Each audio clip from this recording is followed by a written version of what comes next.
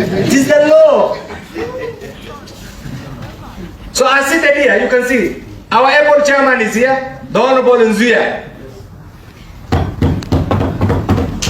I am, in addition to being the acting vice chair, I'm also the parliamentary group secretary. You can check the registrar's record. The Honorable Kanini Kega is here, director of elections, and the acting secretary general. The Honorable Mositet is here as the deputy party leader. The Honorable Naomi Shaban as the deputy party leader. The Honorable Dato as the deputy party leader. The Honorable Jim Angwenyi as the deputy party leader. We have the Honorable our airport deputy SG, the Honorable Joshua Kutuyi. We have the Honorable Rachel Chamai here, treasurer, and also deputy director of elections. Honestly speaking, I want you to ask you members of the fourth estate. We have the youth leader here, Mundalo.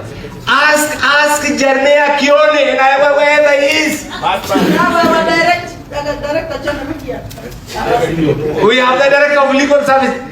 Executive, we have the director of legal. We have the executive director, the party complete. And I want to challenge the member. You know, for me, I'm a friend, and I want to challenge the members of the fourth estate. Ask yourselves, and this question should go to the Honorable Kioni. He wants to organize an illegal coup within the party. The owners of the party are these people seated here. Yes. Not Kioni, not his cohorts, not going round. That will not, I know, he has been given some, he has to justify the expenditures. After we disagreed, and this our leader will give the official press conference. After 12 February, we as the leadership took stock of the party activities, and it dawned on us that we are cohabiting with a deceitful, corrupt group. And you know the history of this country. I take this, and I'm the one who is saying this. We have had political preneurs, we have had individuals who have had the expertise, who have used every opportunity at the end of every election to manipulate individuals for their personal gains. In the parliamentary practice, Jubilee is the third largest party. The National Assembly consists of 350 members. If you compute, a parliamentary party must garner 5% of the members elected or nominated. Jubilee has 28 members. The threshold is 18. If you compute, ODM is number one. Not ODM, sorry. UDA is number one. Number two is ODM. Number three is Jubilee. We have 28 members in the National Assembly. Using that number, there are constitutional slots pursuant to Article 108 that this party was entitled to. Because at that particular time, we were still that under the ambit of the Azimio. The minority leader comes from the party with the highest numbers in the minority coalition. The deputy minority leader ought to have come from this party. Who is the occupant right now? Do you know who's the occupant? The Honorable Mbui is a member of WIPA. That position rightfully belongs to Jubilee. There are close to 28 slots in leadership, in audit committees, in critical committees that are meant for the parties constituting the minorities. Jubilee has none. We have lost 7 of our slots. 7, and I want you to understand this is 7 of our slots. Who took them? Our friends in ODM, as usual. And they have done it under the NASA, they have done it under every group. We lost. Under Article 127 of the Constitution, the Parliamentary Service Commission, we were entitled to a slot. The worst part of it, I occupied that slot for 3 consecutive terms, and I've been qualified as the longest serving commissioner under the current Constitutional Commission pursuant to Chapter 15 of the Constitution. We nominated the Honorable Waluke, who was disadvantaged at that particular time. We nominated him when he was in jail. Do you know what they did?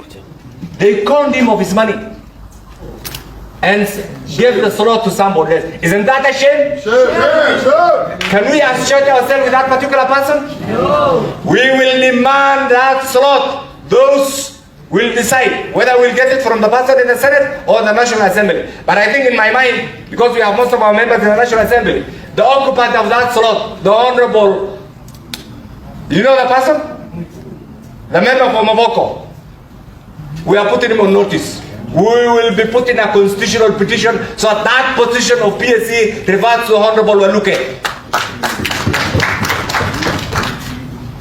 And finally, having been part of an abusive marriage, having refused to participate in those shenanigans, we pronounce ourselves as completely out of that abusive marriage and started functioning as an independent parliamentary party.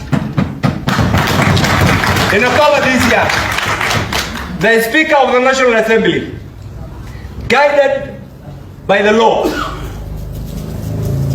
made a Solomonic ruling and recognized Jubilee as a parliamentary party and appointed the Honorable Sabina Wanjiru Chege as the Jubilee parliamentary whip.